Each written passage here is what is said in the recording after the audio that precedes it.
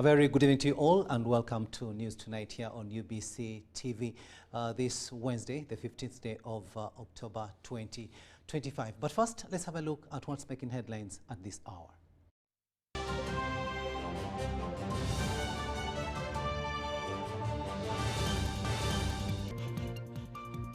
Stories tonight. President Museveni calls on global leaders to prioritize common interests for a better world. Kenya mourns a former Prime Minister Raila Odinga who has died at 80 years of age. Uganda partners with the United Nations to advance sustainable development. And in sports, Uganda Cranes World Cup journey ends in heartbreak.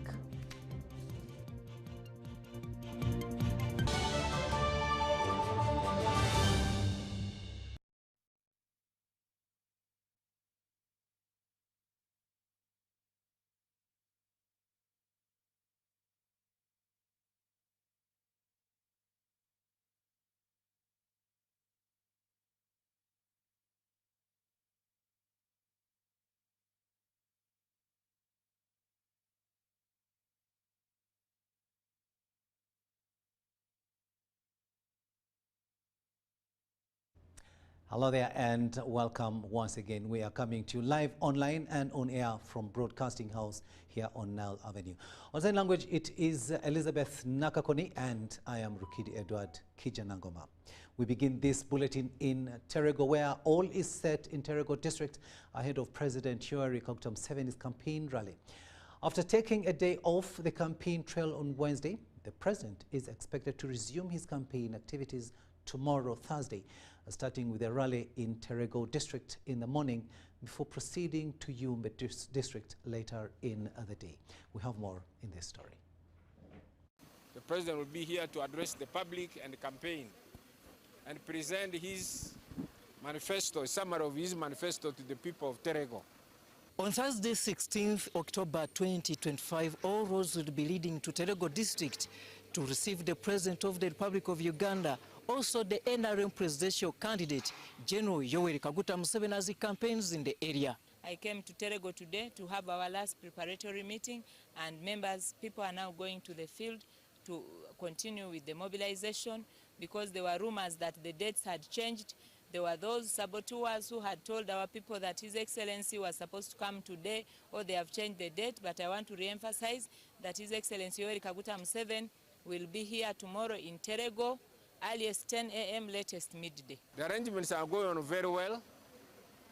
The population has been mobilized and we are continuing to mobilize them. We have had radio talk shows. We've alerted the committees up to the village level. I took it upon myself to mobilize the masses of Terego. I want to be on top of this, at the helm of this, and make sure we don't get less than 100,000 people tomorrow here. The director in charge of finance and administration from the NRM Secretariat, Hajet Madina Neham, has been in Terego to comb the ground. Terego, as you can see, we are ready to receive Musei tomorrow. We have all the preparations in place, the venue is set, all things that need to be done are in place, so we are ready. At Terego Sports Complex, where the NRM party has booked it as a venue, preparations are in high gear to give the day the best of it. You are going to see the population pouring here because that is the message we are giving to the population on the ground, that if somebody has given you milk like this, you must pay this person back heavily. So the crowd we are expecting here tomorrow is going to be mammoth. Because when you go there at the stadium, all these structures you are seeing here have only been put in 4 years. So there is a very, very massive development going on under this arrangement. For these 4 years, I have decided to be with the grassroots to explain what Museveni has done, who he is. And as the flag bearer, I can tell you they are coming to chair their president and show him the love. I want Terego to be the best. I repeat, last time he got 51%. I was not the one who led. Now, I didn't know the figures. Now that I know, I will fight until all my teeth are removed. According to area local leaders led by Minister State for Urbanization, Mario Obiga Kanya, the coming of President Yoweri Kaguta Museveni in Terego district is an opportunity where they seek to dialogue and seek an audience with him on a few pressing issues affecting Terego as a district. Major issues which I will address to the President, I know some of them already been addressed. There's the issue of the infrastructure roads, particularly the road from Manibe to Yumbe. This has been addressed. That road has been surveyed and designed, and I think government is now looking for the funding. We will ask the President to expedite the process, which we know is also expediting. After Terego, President Yoweri Kaguta Museveni will be campaigning in Yumbe district as part of the campaign trail of the NRM party in West Nile sub-region. I'm Robert Onyango for UBC News here in Terego district. Thanks, Onyango. From Terego, let's go to West Nile, where in West Nile region, once known for political division and conflict, unity is now taking center stage as more leaders rally behind President Yoweri Museveni's re-election bid. Among them is General Taban Amin, son of former President Idi Amin Dada, who says peace and stability under the NRM have transformed the region. Our reporter Henry Okrut tells us more from Arua.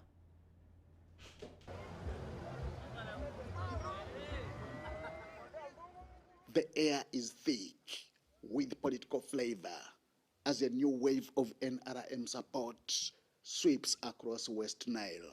Among those lending their voices to the call for continuity is a man whose name carries deep historical weight. General Taban Amin, son to former President Idi Amin, is rallying behind President Museveni. You see, people of West Nile have suffered a lot, has passed a lot of kind of revolution wars. Obote 1, Obote 2, all fighting and fighting. But now, people of West Nile have come to know that, to recognize that no, because of President Museveni, peace has come to Uganda. Once a combatant in the region's turbulent times, General Taban Amin now speaks as a champion of peace and stability. Such attributes, he says, President Museveni has delivered to West Nile. Before this area, there's so many bullets. Even me myself, we were shooting bullets here. But at the end now, there's no bullets, no guns, and we are very happy. People of West Nile are very happy. Viva Museveni. We are very happy with this man. He's doing the right thing for our people. That's why you see, people of West Nile are coming massively to wait for him. Taban Amin's endorsement has been echoed by other prominent figures in the region. Zoe Bakoko Bakoru is a former minister for gender and a one-time member of parliament for Arua district. She says the peace ushered in 22 years ago must be protected through the ballot. From the time we got back that peace 22 years ago, now you can see the level of development in West Nile. We got roads, we have schools, we have health centers and hospitals. I think NRM has done its work. It's now our duty to give back. From the tarmac roads linking Arua to the Central African Republic, to new hospitals and power lines, Bakoko says development has reached corners once forgotten. The roads from Kampala to West Nile have been done. The president has opened a road to Central African Republic. So for me, I think we have all the reason to vote for NRM. Also joining the call is John Baptist Loki, NRM's national vice chairperson for Karamoja region.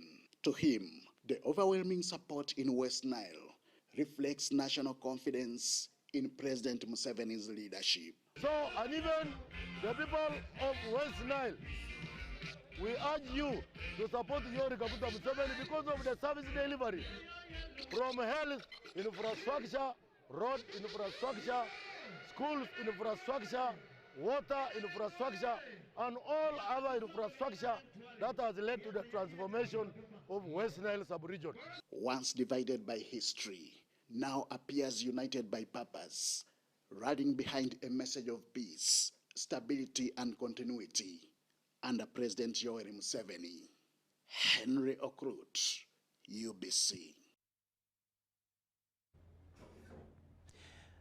President Yoweri Museveni, the chair of the Non-Aligned Movement, NAM, has urged world leaders to prioritize common mutually beneficial interests such as trade, investment and tourism, while encouraging the resolution of disagreements through internal mechanisms. He cautioned against selfishness in the pursuit of science and technology, emphasizing the need for collective progress and shared advancement among nations. President Museveni made these remarks while addressing delegates at the 19th ministerial meeting of the Coordinating Bureau of NAM held in Kampala, Uganda. We have more in this story.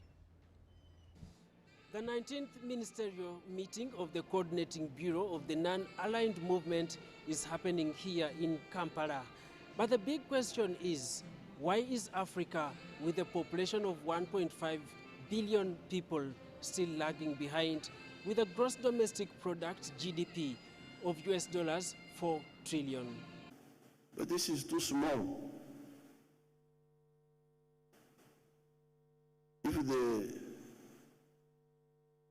GDP per capita of Africa was about 20,000, I think we would get about 30 trillion. If it goes to 25,000, we would go maybe to 45 trillion. And our partners would benefit because we would buy more from them. So therefore, I salute the non-aligned movement. Our elders who started it did us a great service. The chairman of the NAM, Yoweri Museveni, is against monopolizing science and technology for selfish interests. He says this affects collective progress. Once there is advance in the control of nature through science, we should be very happy, and there should be no conflict. I don't see why anybody would worry that country X and B and C have come up out of poverty. They have come up, they are more prosperous. After all, if you want to do business, why do you want to do business with a poor man, a poor partner? How much would he buy from you? Why don't we want all our partners to be prosperous so that we can do better business? Recommendations are being discussed on how Africa can leverage on the opportunities among member states. Ivan Kahwa takes on. One of the recommendations is that African countries should come together, including the member states that subscribe to the non-aligned movement, to ensure that they leverage on the opportunities presented by the already developing countries. For example, Cuba has cure for cancer, but many other African countries and member states are still grappling with this health issue. Now, according to the Minister for Science and Technology, that is Monica Mosenero, such meetings are very important in addressing and seeking solutions for the betterment of the African continent. There are countries like Cuba. Cuba has developed a lot of technology, but it is locked up in their country and they are unable to share it with the world. So now we are moving that technology, share it with the rest of NAM members who can manufacture and distribute it. Cuba has perfect medicine for cancer, but it's unable to impact on the world because of the sanctions around Cuba. So, but working within the NAM movement, the NAM agreement, we are able. So for us, we are trying to see how do we share technology, do technology transfer for sustainable development. According to President Yoweri Museveni, world leaders must work for common interests in the fields of trade, investment and tourism while embracing science, innovation and technology. And mutual support in any other area. Then where we don't agree, where we have got divergences, those are internal issues. Therefore, the issue of social systems should be for each country to decide which social system do you want. It's up to them to decide. But let's concentrate on the minimum common interest.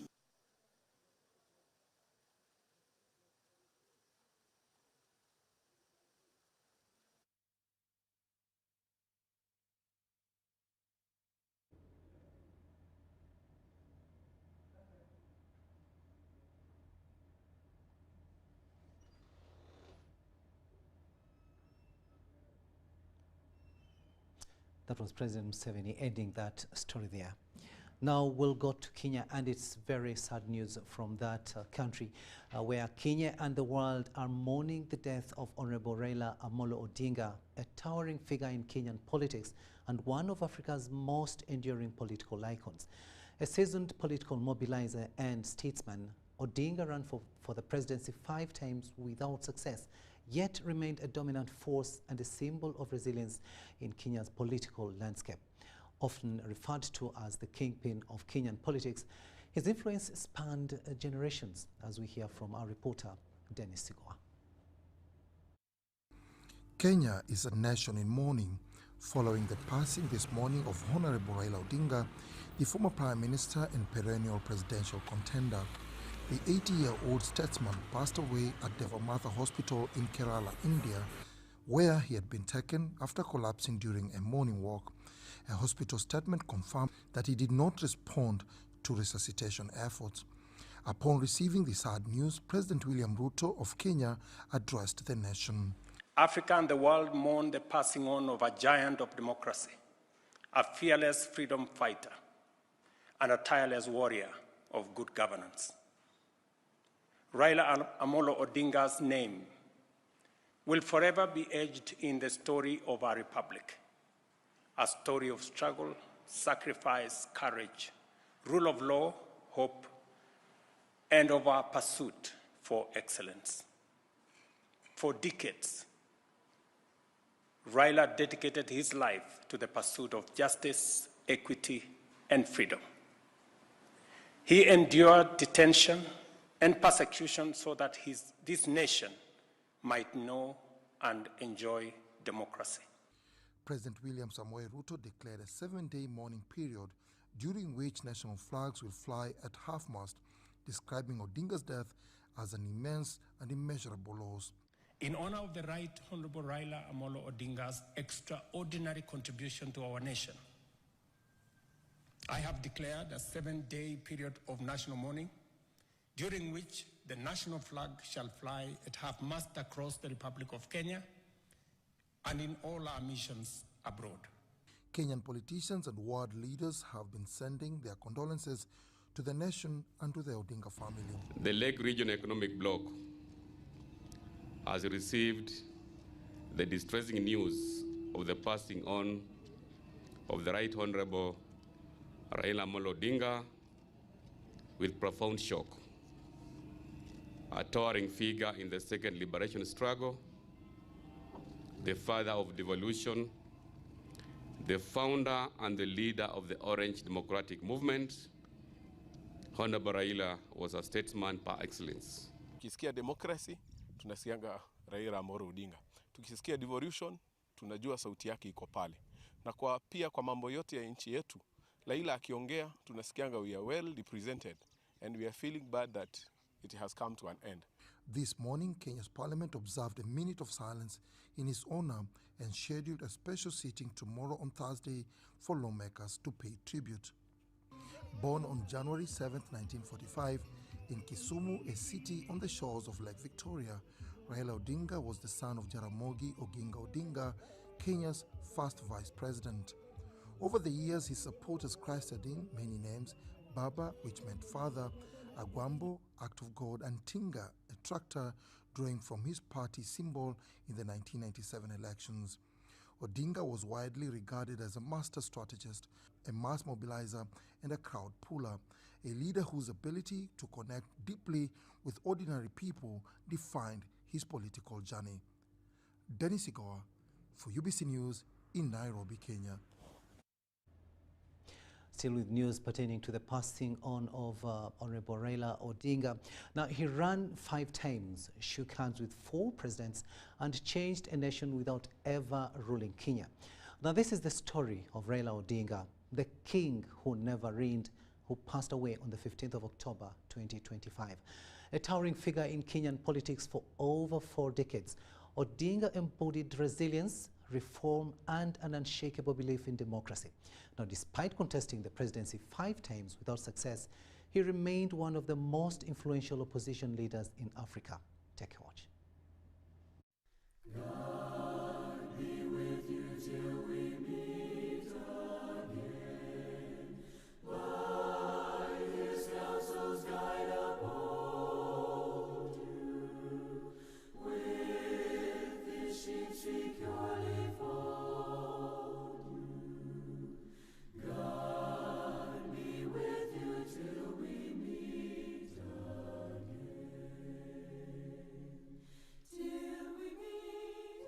To his followers, he was Baba, the father of change and voice of the voiceless. To his rivals, he was Kitendawili, a riddle wrapped in resilience. And to the nation, he was Agwambo, unpredictable, unbreakable, unforgettable.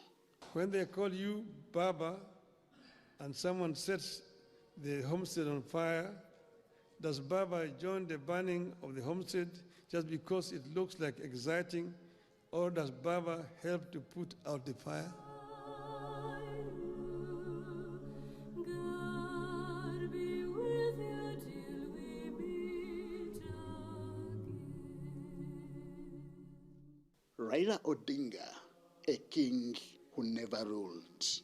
Long before becoming a symbol of opposition and endurance, Raila Amolo Odinga was a boy from Maseno. Born on January 7th, 1945, he was destined to walk Kenya's toughest political path. The son of the nation's first vice president, Jaramogi Oginga Odinga, politics ran through his veins like fire through steel. Till we meet again, keep love's banner floating o'er you. Smite death's threatening way before. He studied in East Germany, earning a master's degree in mechanical engineering from the University of Leipzig. A man trained to fix engines, yet destined to fix systems. Upon returning home, Raila joined the fight for a free Kenya.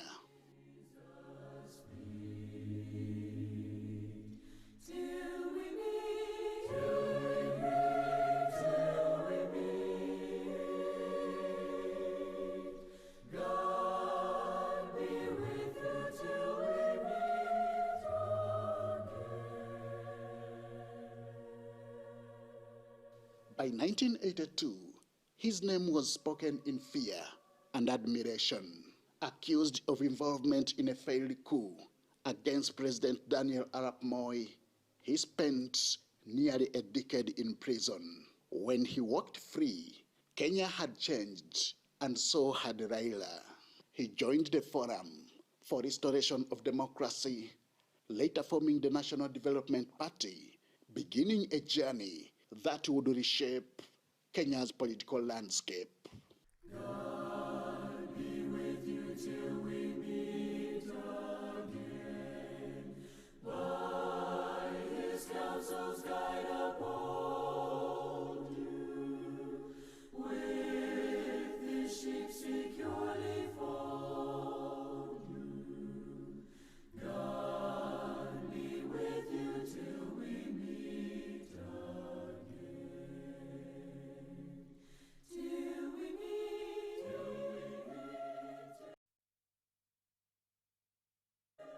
Over his career, Kenya saw 5 presidents. Raila Odinga ran against 4 of them: Moi, Kibaki, Uhuru Kenyatta, and William Ruto. he lost every time, yet never lost relevance.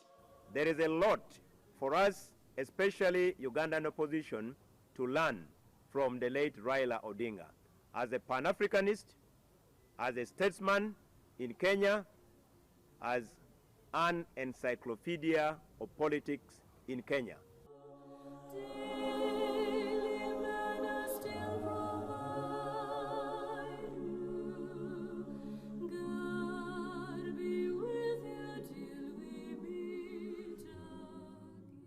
Every defeat was followed by a handshake, a symbol of reconciliation after bruising political battles and court petitions that rarely favored him. In 2002, he helped end Kanu's 24-year rule, ushering in a new dawn. In 2007, he came within reach of State House only for post-election violence to scar the nation. The 2013 and 2017 elections deepened his resolve, leading to a historical Supreme Court annulment, a first in Africa. In 2022, his final bid ended in another loss, yet he chose dialogue, joining hands with President William Ruto in a broad-based arrangement. So I found him as a determined leader. I found him as a leader who had the interests not only of the people of Kenya, but the people of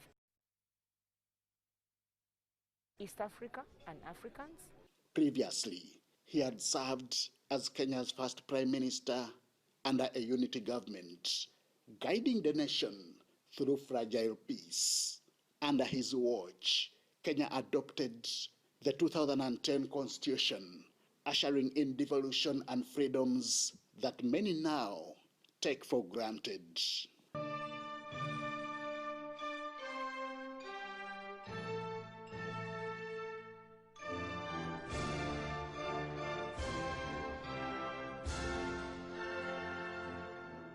Raila Amolo Odinga never wore the crown, but he built the throne, earning the title, the king who never ruled.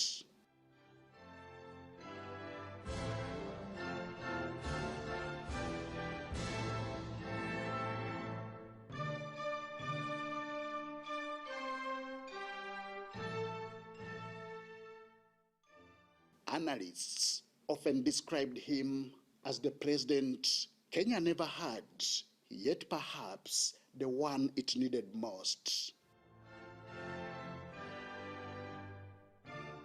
Henry Okrut, UBC. Thanks, Henry, for that obituary there. And of course, regional leaders have sent condolence messages to the family of Raila Amolo Odinga and the people of Kenya generally following the demise of that great man who died in India at the age of 80. And most leaders going on their X handles described him as a Democrat, a peacemaker, and a solution seeker. Kenya's President, His Excellency Dr. William Ruto, posted on his X handle, "We are blessed to live in a country that has been shaped with the will, the leadership, and the vision of the Right Honorable Raila Odinga, with an unshakable faith in the values of our country and the character of our people. Honorable Raila Odinga fought for our democracy and led the path towards our new constitutional order. A peacemaker who always put country first, his optimism, strength, and humility epitomized the Kenyan spirit. Honorable Raila Odinga always believed that our best days are yet to come. His was a path walked with conviction. He bore the scars of struggle with dignity, knowing that freedom was not free and that truth often demands a sacrifice."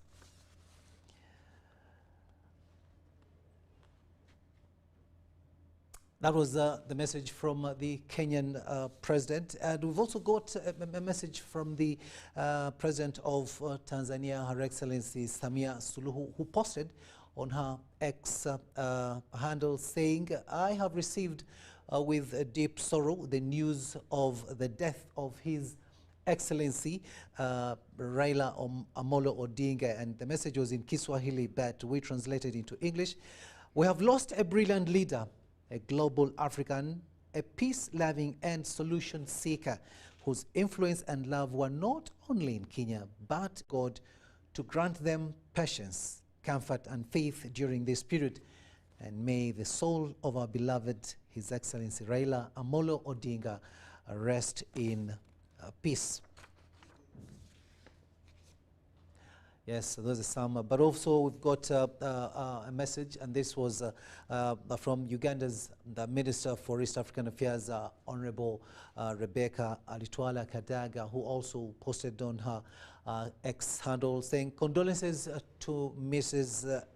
Aida Odinga, a faithful wife and friend in times of stress, imprisonment, of freedom, activism and happiness. He leaves a legacy. May his soul rest in eternal peace.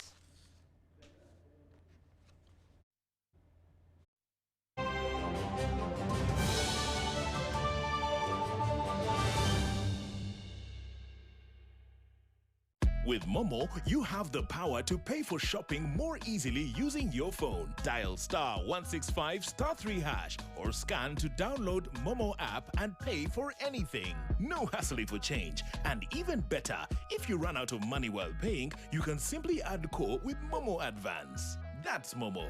That's the power to be more.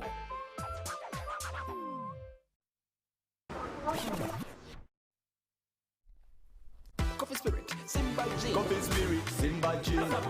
Check out the cup. SMS the code. Wangure virabo. Tulaga manyi. Karukasita wabuza. Masaba maji. Masaba maji. We call it Masavu near Premier Distilleries. Simply buy Coffee Spirit or Simba Gin. Check under the cap, send the code to 6688 and stand a chance to win border borders, tuk-tuks, cash, airtime, flat screens, mobile phones and a grand prize of 50 million Uganda shillings. This promotion is valid for a limited time only. Terms and conditions apply. Alcohol is not for sale to persons under 18. Please drink responsibly. Ochikoze mwana. Shop is stocked, customers ready. Now it's time for takeoff. So offer them more. Become a Wendy agent today and offer mobile money top-ups, customer service support, utility payments, water, power, pay TV. You're nah. Turn your shop into a Wendy agent hub and commissions on every tap and easy access to loans. That's right. More foot traffic, more sales, more profit, paid instantly. Register free. Call 0800-217-200 or WhatsApp 0707-993-930. Wendy Wonawoli.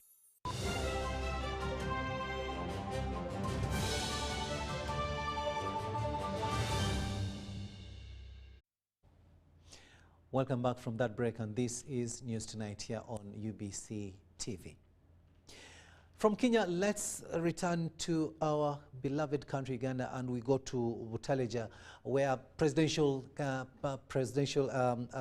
candidate for the Forum for Democratic Change, Nathan Nandala Mafabi, has been canvassing for votes there, and he has been promised that their swamps, the people in that area, that their swamps will be returned to them for rice growing, a practice they say is God-given and vital for their survival. While addressing residents of Busolwe Town Council during his campaign rally, FDC presidential candidate Nathan Nandala Mafabi said his government would introduce modern storage facilities and policies to make local rice more competitive against imported varieties like basmati.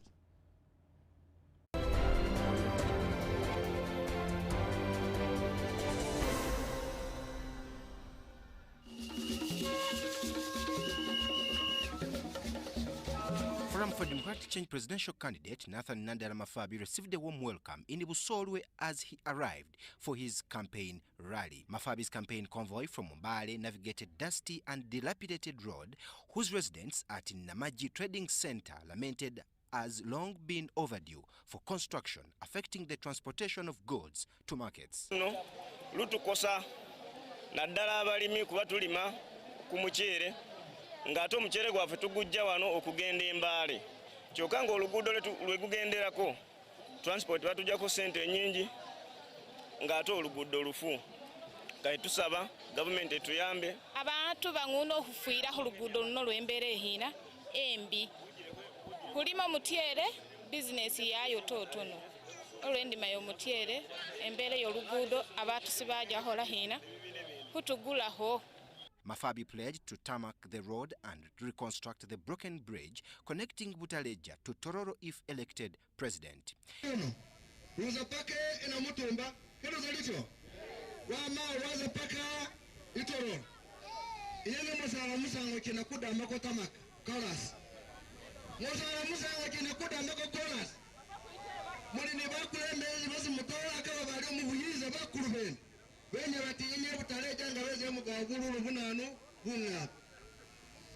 He criticized the government's directive that evicted people from wetlands across the country, saying it deprived communities like Butaleja, who depend on swamp rice farming, of their livelihoods.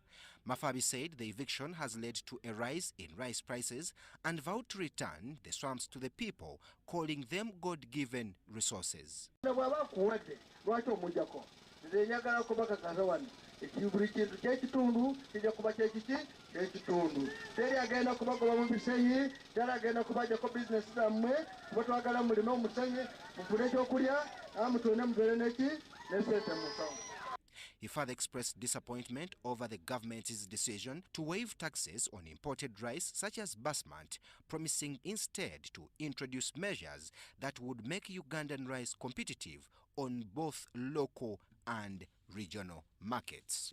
Twagala basmati zimenye n'erinnya tuliwo n'omuceere bagwita kaiso bagwita sopa guba wane waffe bunyole guwooma nnyo kati okuleeta egulima eddagala oleke gwaffe guno kawoba olaba gwaffe guli bbeeyi wansi ekyo kigenda okukoleka waffe oguva ebweru bajja kuteekako omusolo soda ti gwe bweru bw'oba okwagala okulya eddagala lyo okugula sente nnyingi. The FDC candidate spent the day campaigning across Kachonga, Namaji, Nabiganda and Busolwe before heading to Nagongera Town Council in Tororo district. Alliance for National Transformation presidential flag bearer, General Retired Mugisha Muntu, has campaigned in Kalungu and Butambala districts, where he pledged to address the poor road network and safe water and other pressing community challenges once elected in the 2026 general elections.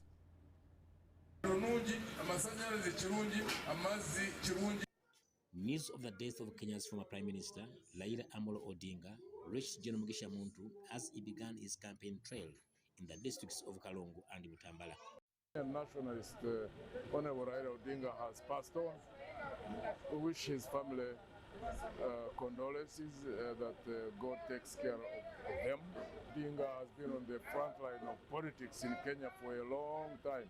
He started by extending his condolences to the people of Kenya, describing Odinga as a political giant whose legacy would be remembered across Africa. The father used to be on the front line of politics, and Raila Odinga took over the mantle of Mzee Odinga, and he has really battled on the front lines of ensuring that the Kenyan people advance. Later, Muntu proceeded to campaign in Lukaya, Chamulibwa, Birongo, Ntale, Miura, and Bugomola, where he presented the ANT manifesto to the people.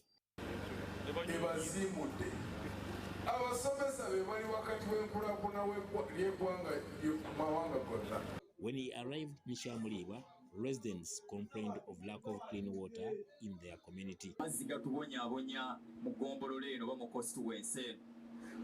National water aga minister Sekindi eyasaka okuva mu government nena kugaruddewo okutuuka tuli basingo maaga kati twagala naffe tufiiweeko. They revealed that water supply had become expensive, with the private suppliers selling a single jerrycan at 500 shillings.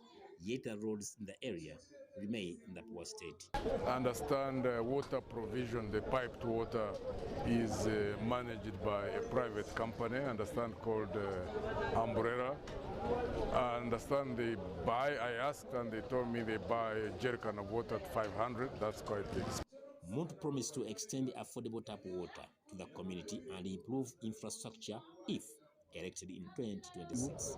Water should not be something that should be traded as if it is a commercial commodity. Water normally should be the role of government to extend water so that people are able to get water at manageable rates.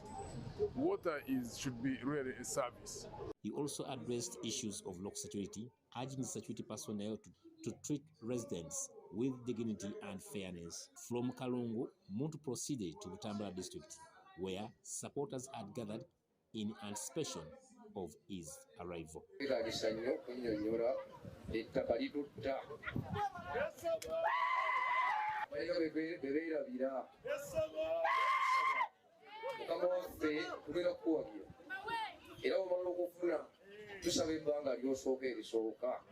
Haruna Mtesasira, UBC News.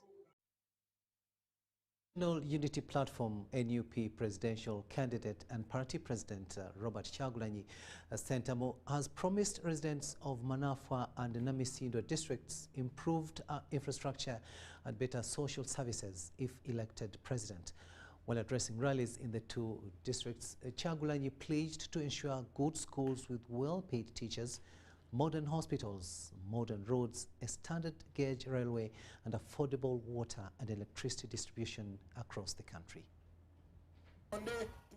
The National Unity Platform NUP presidential candidate and party leader Robert Kyagulanyi Ssentamu has campaigned in Manafwa and Namisindwa districts, urging residents to support him and all NUP candidates at every level.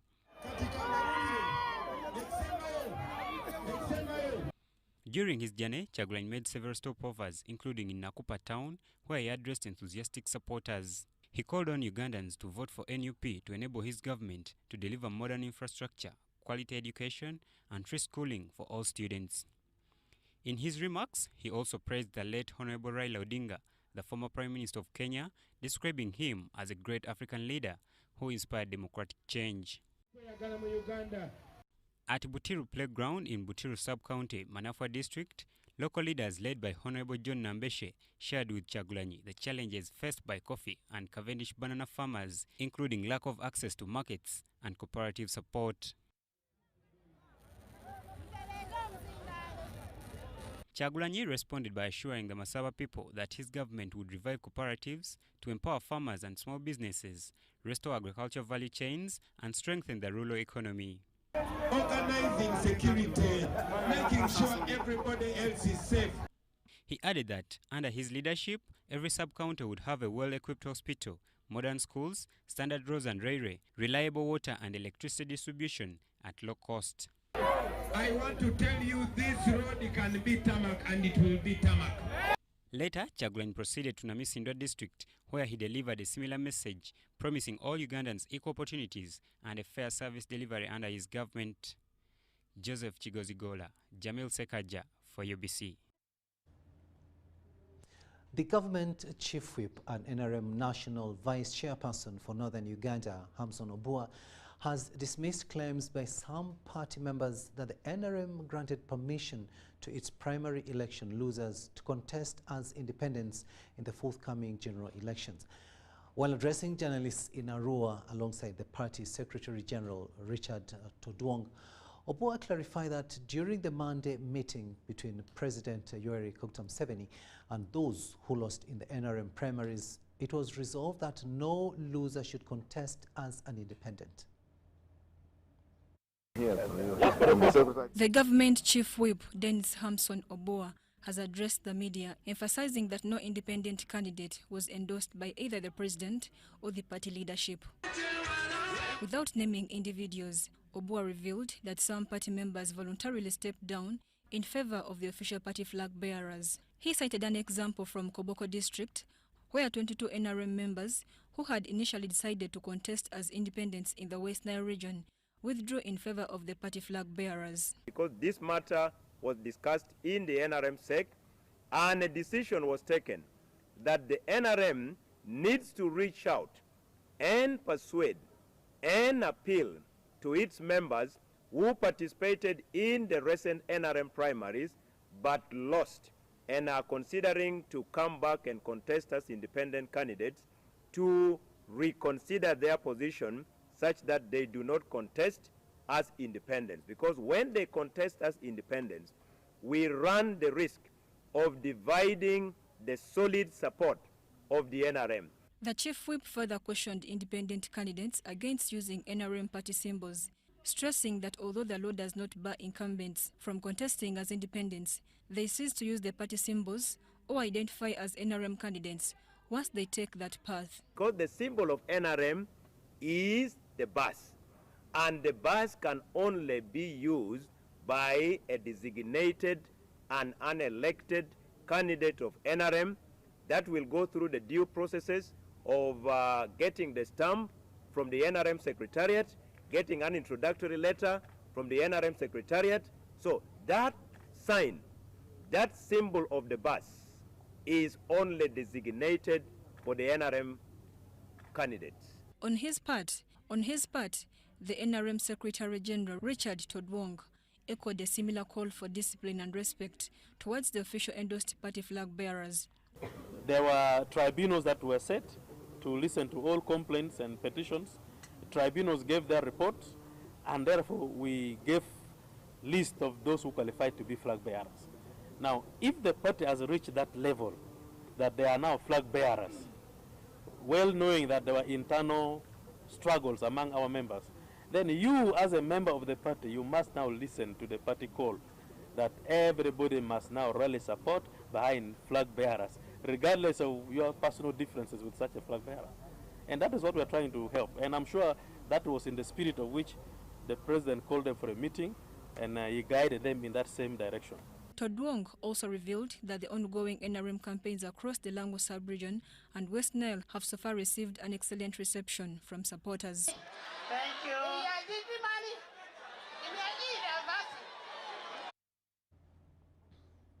NRM district leaders in Napak district, together with security officials, Wednesday convened a mobilization meeting in preparation for the visit of President Yoweri Kaguta Museveni. Now, the president is scheduled in the district on October 30th, 2025 as part of his campaign tours. Museveni oye! Museveni oye! So as you go back today, start mobilization for the president. Protecting against the issue of spoiled votes. Under the Constitution of Uganda, it is the cardinal mandate of the Uganda Human Rights Commission to carry out civic education in the whole country. Once again, I'm Assistant Commissioner of Police, Francis Chomusto, the Commander Astro, and also heading the Karamoja Zone election, supervising North Karamoja and South Karamoja. From 2021 to yesterday, we have recovered 461,761 cows and rightfully handed over to the owners up to yesterday. This is for the entire Karamoja sub-region. Senior Superintendent of Police Ahmed Mandiri, the Regional Police Commander, South Karamoja. The other one also which we have seen as a success is that we have at least had a relative increase in stability in the area. We are now moving from point A to point B without experiencing any problem along the way. And the other success which we are seeing in this regime is that there is increased cooperation and community engagements, working together with all stakeholders, security, everybody is the same. My name is Major General Wilberforce Seronkoma, the 3rd Division Infantry Commander. We'll now take a short break, but we'll be returning with much more. Do stay with us.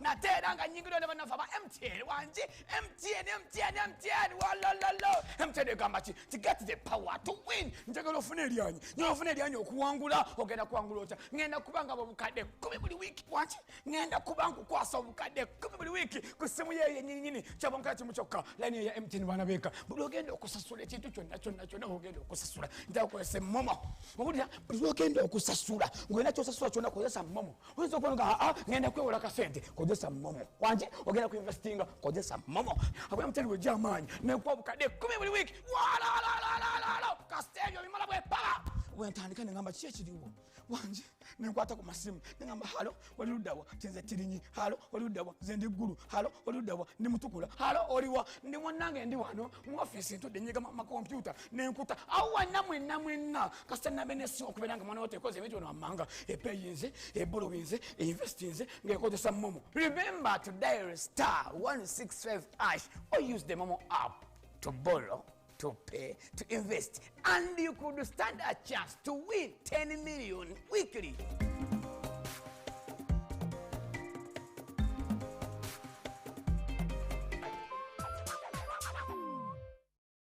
You see, I've been a painter for almost 4 decades, and I have found Global Paints to be very reliable. First, everyone knows we use Global Paint undercoat. Now, for the best results, I continue with Global Paints products. I go for silk vinyl when it comes to the interior. Then Global Matte for the ceiling, and when it comes to weatherproof, I go for Global Weather Coat Emulsion. With that one, the house will never peel. Now, there you have a sparkling, magical-looking house.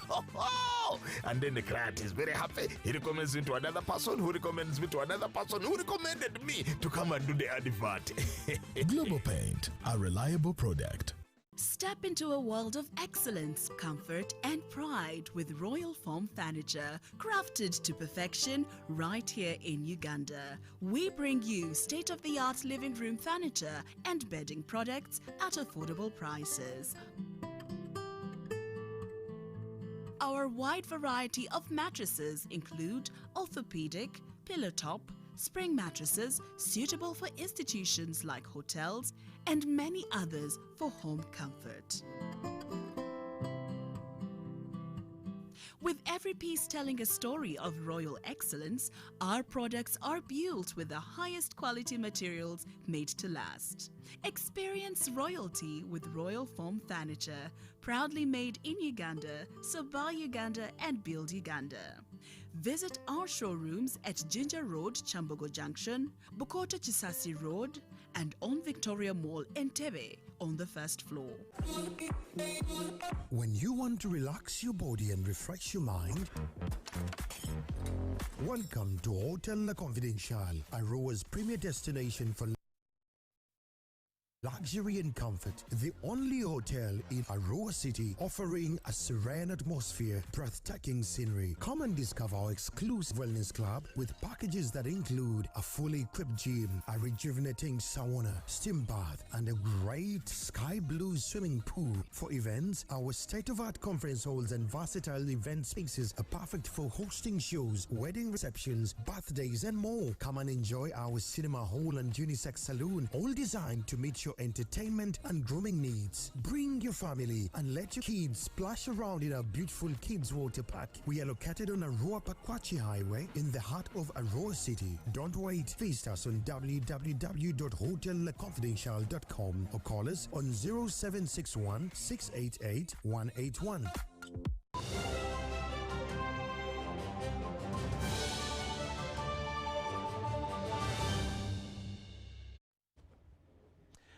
Welcome back.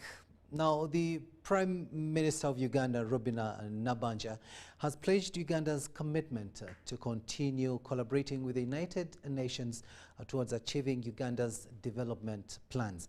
The Premier, who is also Kakumira Woman Member of Parliament, made the remarks while chairing a joint steering committee meeting between the Government of Uganda and the United Nations and development partners. The new UN Sustainable Development Cooperation Framework 2026-2030 is a central instrument guiding the United Nations engagement in Uganda. The new framework comes after the successful implementation of the 2021-2024 Development Cooperation Framework. This morning, the Prime Minister of Uganda, Robina Nabbanja, chaired a joint steering committee meeting between the government of Uganda, the United Nations and development partners, in which they discussed a new Sustainable Development Cooperation Framework for 2026-2030. Uganda and the United Nations system are entering a new phase of collaboration. We are concluding the UN Sustainable Development Cooperation Framework, that is 2021-2025, and launching a new framework that is for 2026-2030, which is fully aligned with our National Development Plan 4 and the 2030 Agenda and the Agenda 2063 for Africa. I am aware that the new cooperation framework focuses on 3 catalytic areas of transformation: inclusive human development, climate smart and sustainable ecosystems, and integrated rights-based governance, all of which are central to Uganda's medium and long-term development. However, the UN resident coordinator, Renard Zulu, reported to the meeting that the development assistance through the United Nations continues to dwindle and called on the partners to come to their aid. The United Nations is no exception. We have also been affected. I can give you 2 numbers. The first one is that from January to July, the United Nations saw 162 million United States dollars of its planned money that was already appropriated and available, not being able to be spent. It was taken back through various cuts. The core message remains unchanged. Multilateralism is the only path to solving big problems, and financing is the fuel and the oil that moves us from commitment to results. We also took note of the financial realities and opportunities, including the need to mobilize resources from a broad spectrum, that is public, private, and other actors, and ensure that these are closely aligned with our national development priorities. Over $3 billion in the past 5 years has gone to the humanitarian response in Uganda, which not only 2 million refugees are able to benefit from, but an equal number of Ugandans are benefiting from. Zulu also said the UN support towards the new cooperation framework is expected to provide support towards a parish development model targeting the refugee sector. UN support is now embedded in parish structures with ongoing capacity building. The new cooperation framework is set to use the PDM platform for local delivery. We hope going forward that perhaps we dream that the refugees also can be included in the parish development model. So that is for your consideration, Madam. This framework represents more than a document. It's a commitment to mutual accountability by harmonizing our planning, budgeting, and evaluation processes. We ensure that every shilling, every partnership, and every project advances our common goals, prosperity, resilience, and inclusive growth.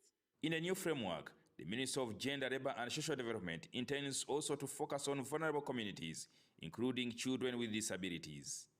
We have already been working with UNICEF and the other partners to bring on board persons with disabilities and introduce a child disability grant, which we hope will soon take off to support families, because the grants we have in place are targeting the older persons and persons with disabilities that are adults. But we are now going to the level of supporting children in families where we have these cases of children with disabilities. Prime Minister,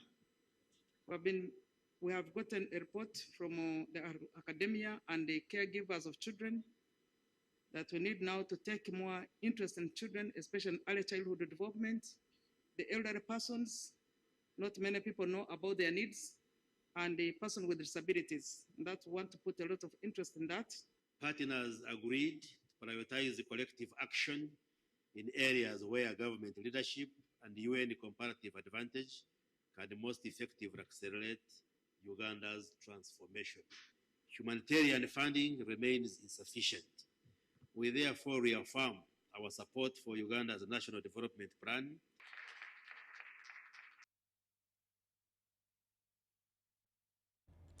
Jingo Francis reporting there. Now to the courts of law, where High Court Judge Emmanuel Baguma has declined to recuse himself from hearing the case involving Dr. Kizza Besigye, Haj Obed Rutale and Captain Olalo Dennis, who are facing charges of treason and misprision of treason.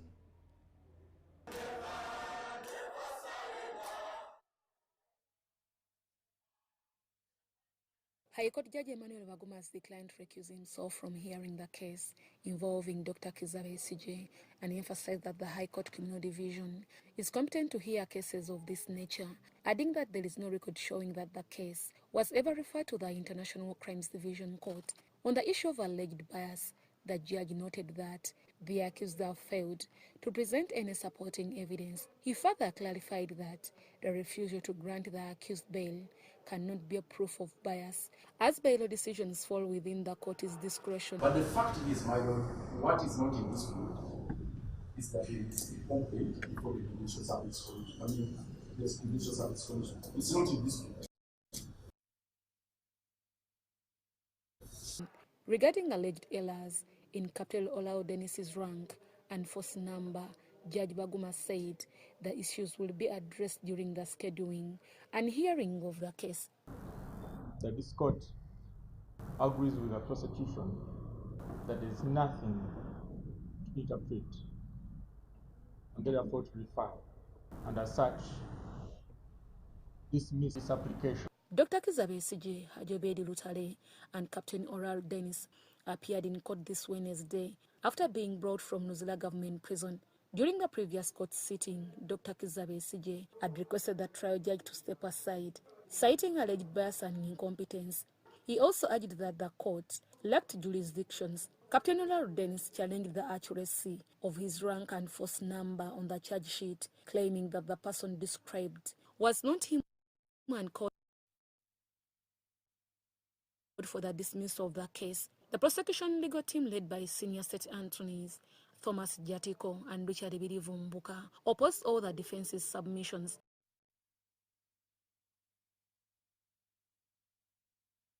Following the ruling, Dr. Kizza Besigye and his co-accused sought permission to refer the ruling to the Constitutional Court, arguing that it violates Article 28(1) and 44 of the Constitution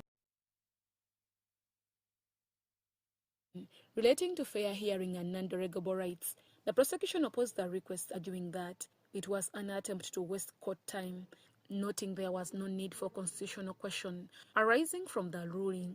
Prosecution also pointed out that the alleged complaints by the accused to the Judicial Service Commission against the presiding judge had never been served to the prosecution nor brought before court.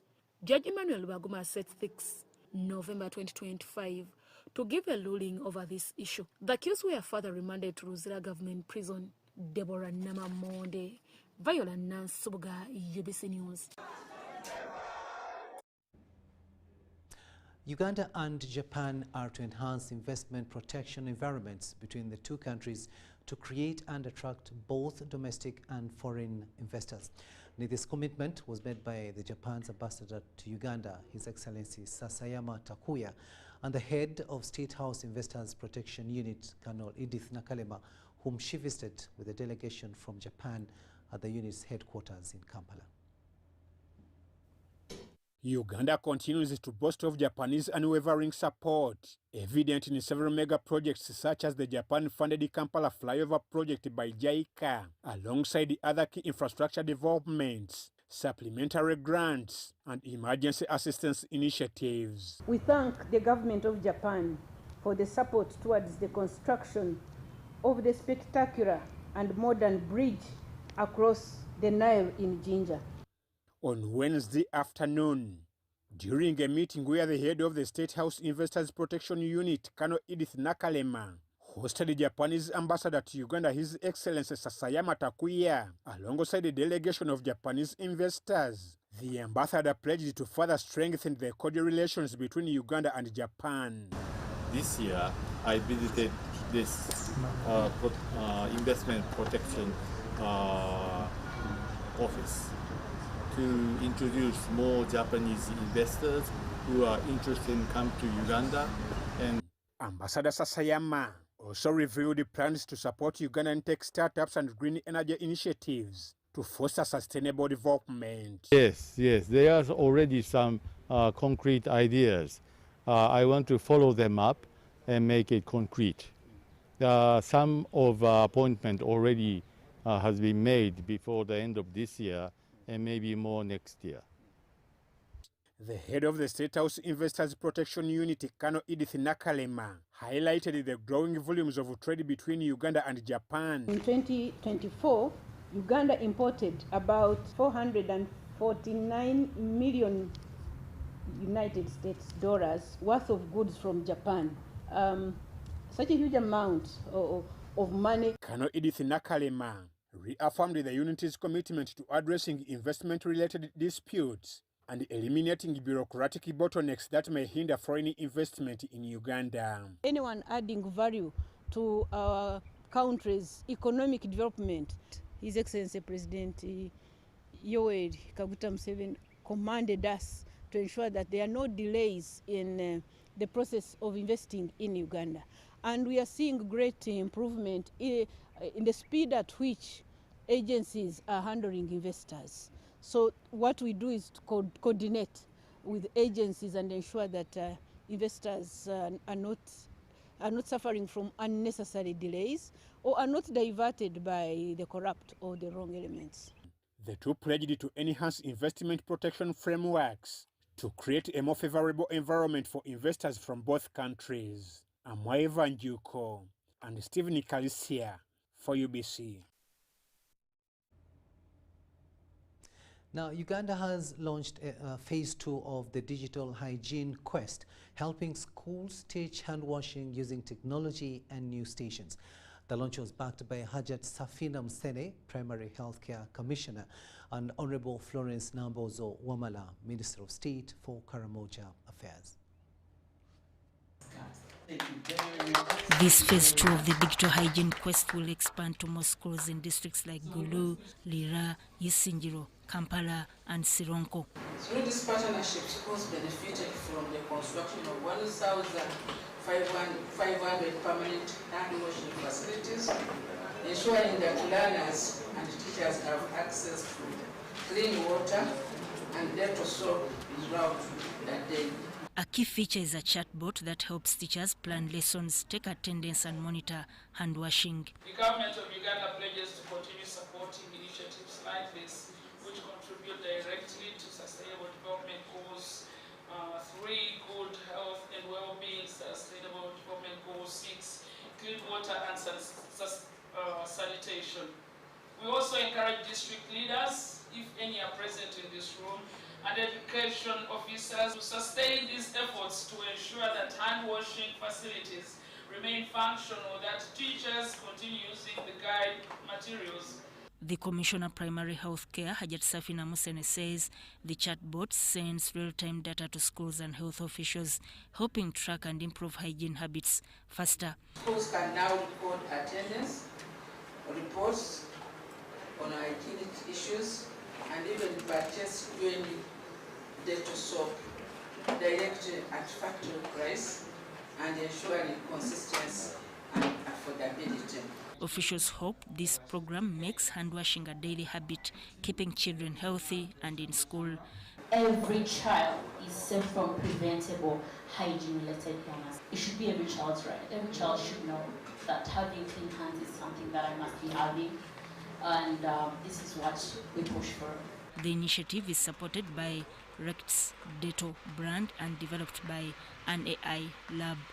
Sudat Kaye, UBC News.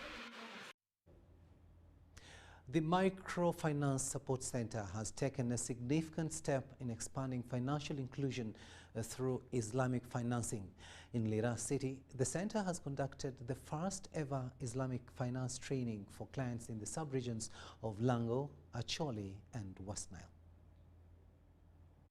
Microfinance Support Center introduced the Islamic financing model in 2017, and since then it has steadily spread across different parts of Uganda.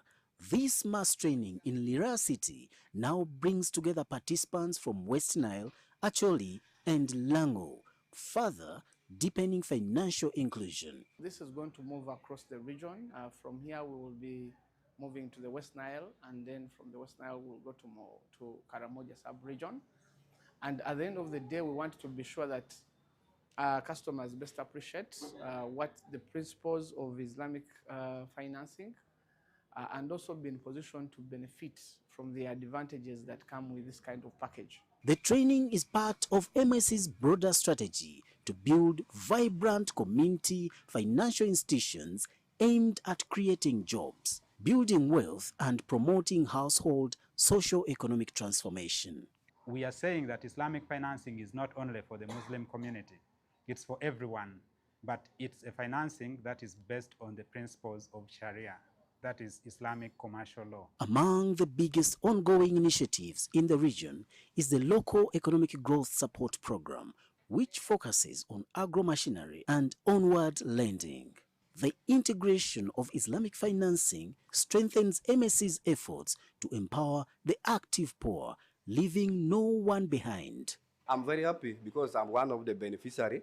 The support the government has given to microfinance, I could say really has impacted a lot to the life of the community. As the training intensified, participants were reminded of the core values of Islamic finance, particularly avoiding investment in projects considered haram or forbidden under Islamic faith.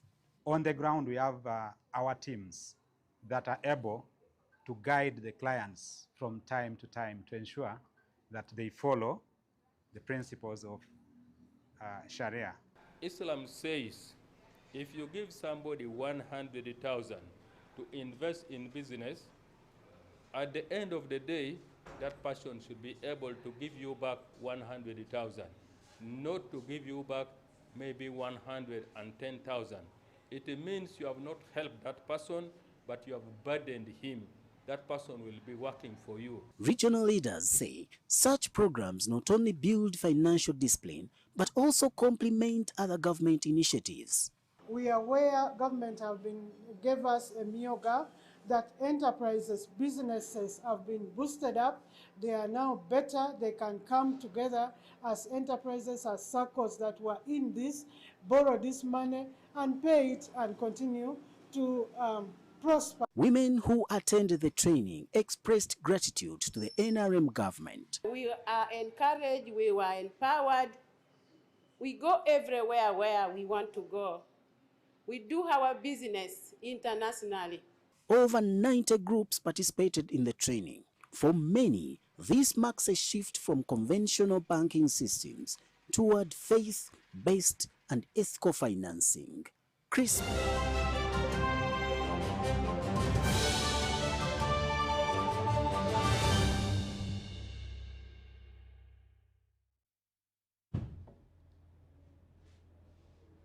Sports news now, and we begin with football. And as the road to the 2026 FIFA World Cup reaches its final stretch, dreams are being realized for some nations and shattered for others.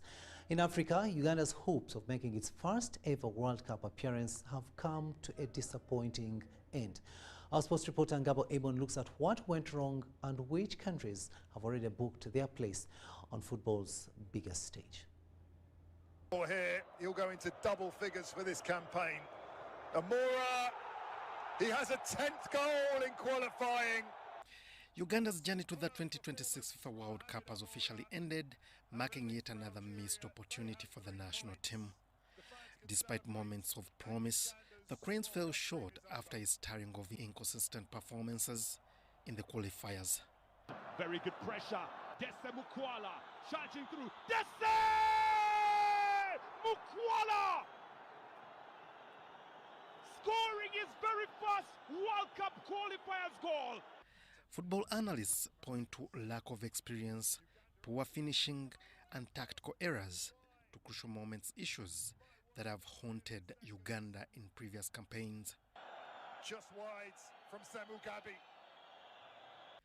Meanwhile, the list of teams heading to the World Cup continues to grow. The host nations, United States, Canada, and Mexico, automatically qualified. In South America, Argentina, Brazil, Uruguay, and Colombia are through. Japan, South Korea, Iran, Jordan, and Australia will fly Asia's flag, while Africa's confirmed representatives so far include Morocco, Algeria, Ghana, South Africa, Tunisia, and others.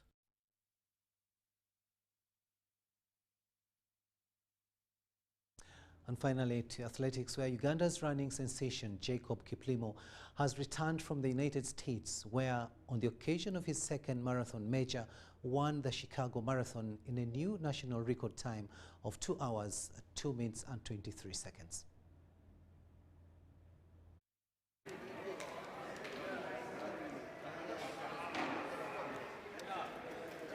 The new Chicago Marathon champion Jacob Kiplimo is back in the country. To his latest achievement, Kiplimo in just his second marathon major decimated a strong field in a new national record time of 2 hours, 2 minutes and 23 seconds. I think actually for me it was, as I was going there, I knew that I'm going to run with the tough competitors. So for me, for you, I've seen the race from the start to the finishing. I think for me, I don't want to talk much about the race. I think for me, the race went well.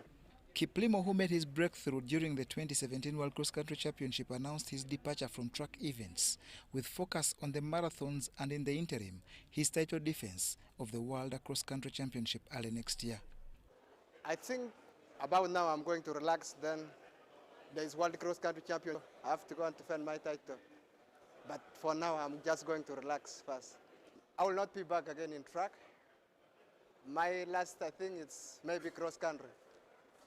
It will be my last one, but I'm focusing for road. One of Kiplimo's coaches, Peter Chelangat, revealed the influence this recent success has, not only on the Sebei region, but the entire country. We want to appreciate God for giving us that opportunity, that our senior brother Jacob Kiplimo was able to win that Chicago Marathon. It's one of the events that Ugandans have never won. But by the grace of God and the good training this man was involved in, we have seen very good results. He was received by officials from Uganda Athletics Federation and National Council of Sports, led by Assistant General Secretary Milton Chebet, who prides in this result that augurs well for Uganda's sport. Jacob has demonstrated that the athletes can still get the best. You know, government is putting in resources to support the different sports activities, the athletes.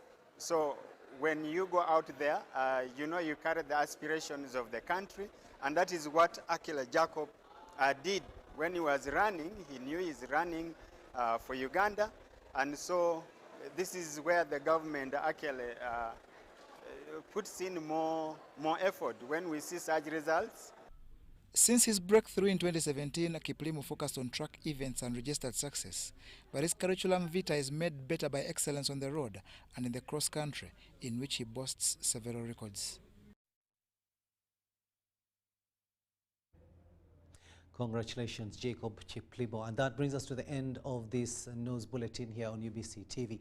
Thank you so much for having kept us company, and have a blessed night from me and on behalf of the entire news crew.